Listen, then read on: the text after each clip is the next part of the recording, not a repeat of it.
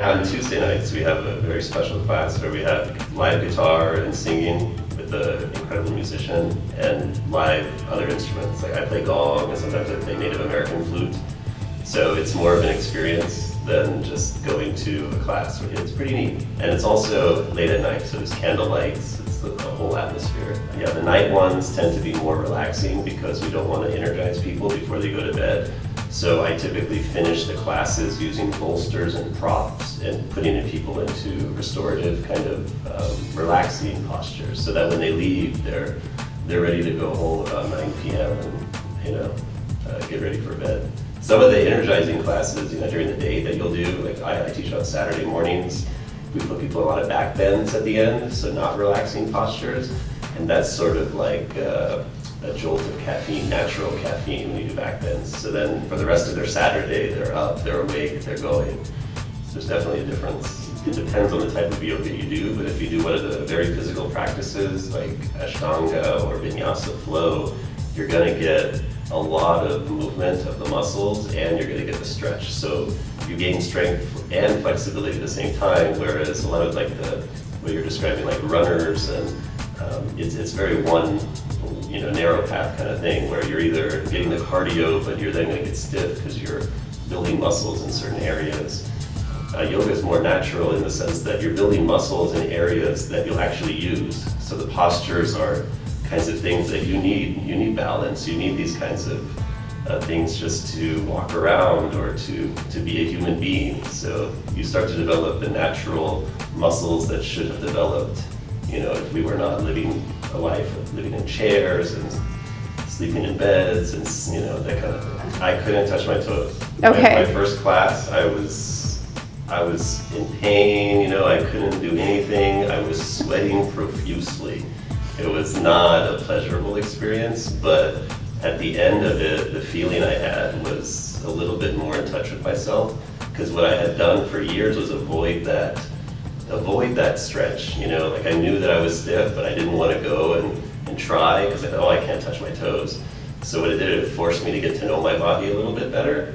And so I left thinking, wow, I actually know where I am now, which is really not flexible or not strong. And but that knowledge kind of kept me going back, and then each day it was just like a little bit more progression, very slow, but at the end of it, there's a really good feeling that I had. Being in touch with myself, which I didn't really get from exercise. I would work out, before, and I would feel like, I'm tired of working out, but didn't have this kind of feeling that I was doing something good for myself. Well, just touch on the spiritual aspect. I think one of the reasons yoga is so big now is because there's this spiritual component to it, but it's not dogmatic. So it's, people don't want to be preached to. They can actually experience it without having someone tell them, this is a spiritual experience. They actually experience the spiritual feeling without knowing what it is. And so I think that's kind of, a reason that people are really getting into it. As far as confidence goes, it's a really interesting thing that you can see, which is, like for instance, going back to me when I first started, I couldn't do balancing, I couldn't do all these things. You start to be able to control your mind and control your body to do these things, and you actually will build a sense of self-confidence through postures and sort of figuring out who you are. Like when you're sitting there and you're in a very uncomfortable posture maybe for a minute, you don't have anybody else to talk to, you don't have a phone to look at, you just have to deal with what's going on in your mind, and by sort of learning who you are and what's going on, you can develop a bigger sense of self-confidence, I think. Well, I think that what happens is, and this is universal in sort of the westernized societies, is that we grow up with all these ideas of what we should be.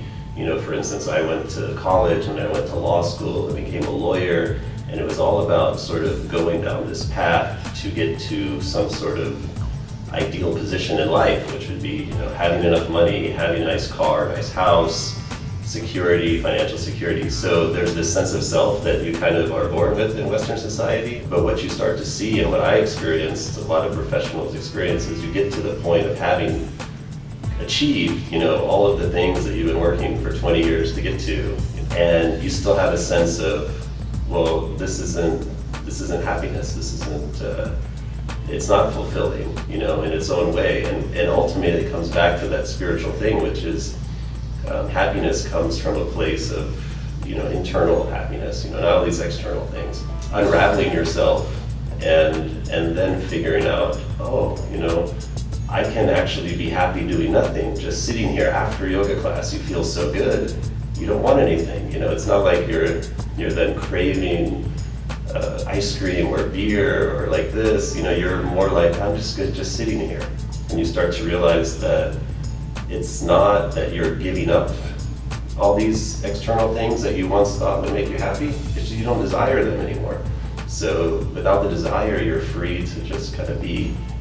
And I think a lot of people have this kind of experience as they go through, like a yoga practice or some other kind of spiritual inquiry, and they realize, it's not really about the external at all. It's really about kind of connecting and figuring out how I can be right here and be content. So the average person in the US is supposedly watches TV 4 hours a day. I don't watch TV, so this is kind of bizarre to me, but if you think about 4 hours a day of TV, that's about 2 months of straight TV per year. Now, that doesn't even account for how many hours you spend on Instagram or Facebook, and people are constantly texting. We have all these technologies which were supposedly developed to make us more efficient, to give us more time, but what's ended up happening is that nobody has any time for anything. And that's sort of the new thing. If you talk to people at parties or in social gatherings, you say, how are you? I think I can remember a time where people would say, I'm really good, or, I'm not so good. Now the word that I hear all the time is, oh, I'm busy. I'm really busy. And I think, well, what are we getting any more done? No, what we're doing is we're distracting ourselves more. And so by distracting ourselves, we're kind of occupying the mind. And there was an interesting article in the New York Times in July of this year, but it talked about a university study where that's sort of what's happening. People are occupying their mind constantly throughout the day, and it becomes sort of uncomfortable not to have these things to look at. So if people don't have their phone, they have anxiety, like, oh, where's my phone? Or if they are just put in a place to sit with no external stimulation, people start to have this kind of anxiety. And what it is we've gotten unaccustomed to feeling our own feelings come up. And that's really what yoga and meditation is. It's putting you in a place where you have nobody else to look at but yourself, and kind of and at first it may be uncomfortable. You may have sort of emotional kind of things come up, but eventually after that stuff comes out, you can start to see yourself. One of the universities did a study where they said to people, here's a device that would shock you, and it would be very painful. You just push this button, it's going to shock you. Would you ever do this? And 90% of people say, I'm not going to shock myself, that's crazy. They didn't tell them, but they put the same people in a room. They took away their phones, they took away everything, just a room with a chair and that button. 60% of people shock themselves within 6 minutes, which is, it's distraction. It's like, I will do something that will hurt me just so they don't have to be alone in my thoughts. They come into the class and they bring their phone, they turn it off on vibrate or something, they put it next to their mat. And that's like step one, okay? They can't be so far away from it.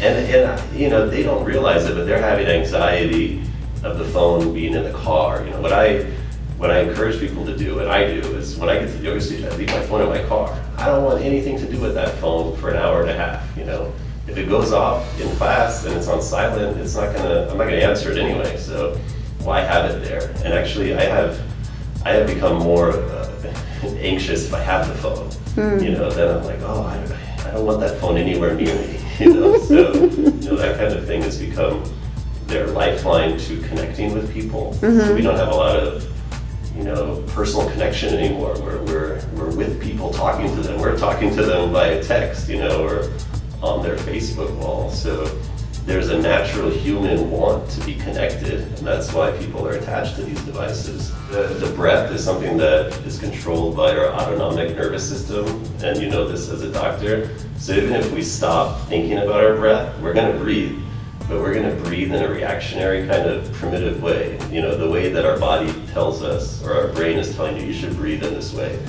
And generally if you start to first notice your breath, so let's say you're having a stressful situation, you may not try to think about controlling the breath at all, just start to notice how you're breathing.